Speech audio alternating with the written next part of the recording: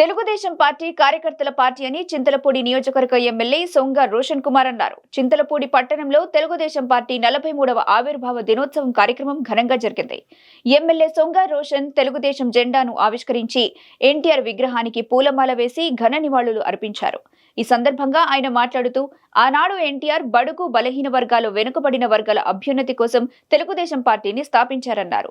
అభివృద్ధి సంక్షేమ కార్యక్రమాలు ప్రజలకు అందేలా విశేష కృషి చేశారని ఎమ్మెల్యే అన్నారు. తెలుగువాడి ఖ్యాతిని ప్రపంచానికి తెలియజేసిన ఏకైక వ్యక్తి నందమూరి తారక రామారావు అన్నారు. ట్రైన్ నడిపించేది మనం చూస్తున్నాం. అన్న ఎన్టీఆర్ గారు, మరి ముఖ్యమంత్రి శ్రీ నారా చంద్రబాబు నాయుడు గారు.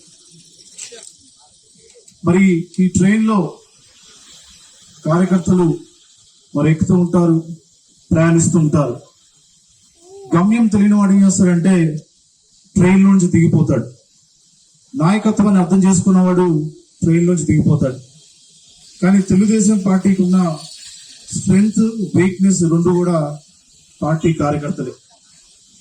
ఎన్ని కష్టాలున్నా, నష్టాలున్నా, పొజిషన్ ఉన్నా కార్యకర్త అనేవాడు ఆ పసుపు కండువా అలాగే జెండా పట్టుకొని ఇబ్బందులను కూడా మరి రోడ్డు మీద తిరిగిన ఆ ఘనత తెలుగుదేశం పార్టీ కార్యకర్తలకు ఉంది.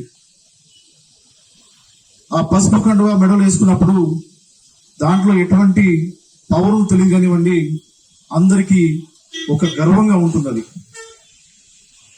నేను పొద్దున చెప్పాను, మరి కొంతమంది ఇంటి పేరు చెప్పుకొని చాలా గర్వపడుతుంటారు. నేను ఈ యొక్క ప్రయాణంలో చూశాను, తెలుగుదేశం పార్టీకి సంబంధించిన కార్యకర్తలు, నాయకులు కానివ్వండి, వారి ఇంటి పేరు కంటే నేను తెలుగుదేశం పార్టీలో ఫలానా సంవత్సరం నుంచి ఉన్నాను అని చెప్పే విషయంలో గర్వంగా చెప్తారు, కాలేజ్ చెప్తారు.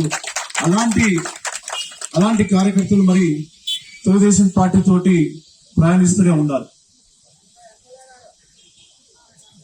ఇటు ₹2 కిలో బియ్యం కానివ్వండి, అలాగే మహిళలకి ఆస్తిలో సమాన భాగం కానివ్వండి, ఇలాంటివన్నీ ఒక గొప్ప రిఫార్మ్స్ తీసుకొచ్చిన వ్యక్తి అన్న ఎన్టీఆర్ గారు.